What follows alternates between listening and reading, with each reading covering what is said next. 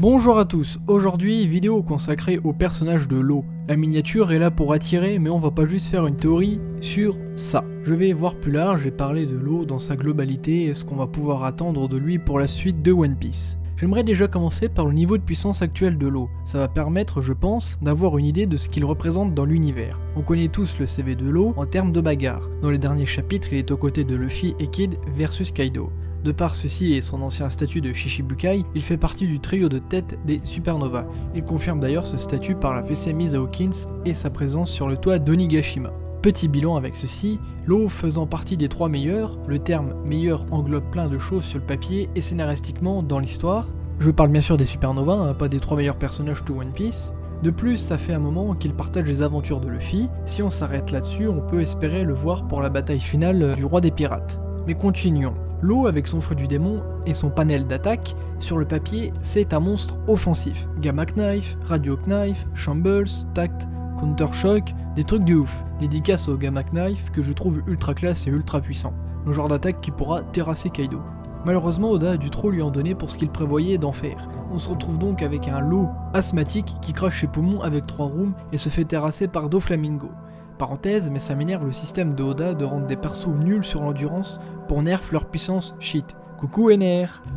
A l'échelle du monde de One Piece, l'eau est loin d'être une pointure. De plus, comparé à Kid et surtout Luffy, on n'a pas connaissance d'un entraînement. J'ai peur pour lui, avec Kaido et Big Mom en face, il n'a malheureusement pas pour moi le level d'être présent sur le toit.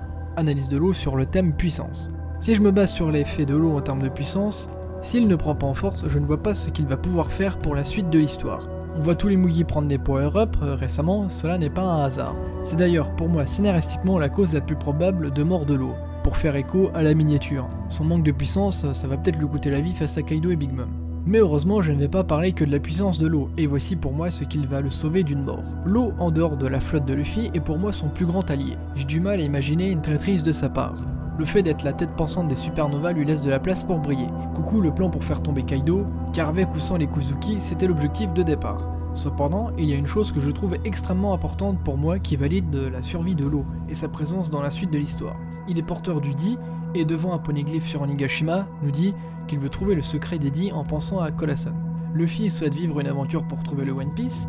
Robin prend chez les Mugi la place de la soif de découverte des mystères. L'eau vient s'imposer comme le Roger de l'époque. Si je peux le dire comme ça. Avec Luffy, ils sont complémentaires et sont pour moi à eux deux l'équivalent de Roger. Luffy pour la fougue d'aventure du jeune Roger, et l'eau l'envie de découvrir le plus grand mystère du monde, tout comme Roger en fin de vie. En plus, en dehors de Kinemon qui restera sur Wano, l'eau est le personnage qui est le plus présent post-ellipse, qui sera sûrement aussi le plus présent aux côtés des Mugi à la fin de l'histoire. Ici, je vous ai présenté les éléments qui me font dire que l'eau va continuer à voguer sur les mers. De mon point de vue, ceci est une preuve d'un non-sacrifice ou mort. Mais le comble est que tout ceci peut être des éléments de sa mort. Pourquoi ? Eh bien, le côté présence de l'eau depuis le début impactera nettement plus que le défunt Pedro, sans oublier une chose qui, scénaristiquement, serait vraiment bon, la mort de l'eau permettra de tester Luffy sur ses émotions pour comparer son évolution, et surtout, de faire de Luffy l'égal de Roger en termes de personnalité. Comme je l'ai dit juste avant, Luffy et l'eau représentent Roger. Si l'eau meurt, il pourra avoir comme dernière parole « Mugiwara, admirez l'accent, reprend le flambeau de ma quête, découvre les secrets du monde, le secret des Di. Ainsi Luffy acquérera la volonté de tout découvrir, comme Roger. » Maintenant, mon scénario avec tous les éléments énoncés, l'eau n'a clairement pas la force et encore moins l'équipage nécessaire pour survivre dans le nouveau monde. Sauf s'il gagne un power-up aussi lourd que Luffy, ça pourrait le faire. Ce que je vois pour l'eau, c'est donc qu'il va survivre.